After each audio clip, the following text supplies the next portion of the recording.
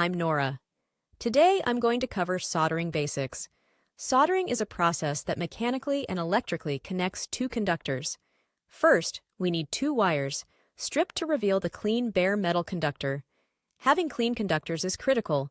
To strip the wires, you can use wire strippers, your fingernails, or your teeth if you're that badass.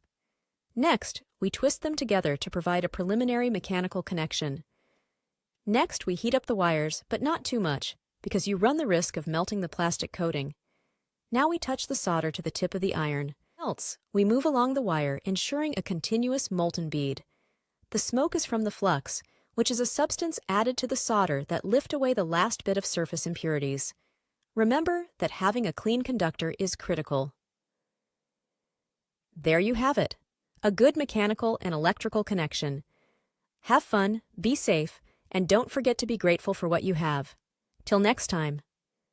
Bye-bye.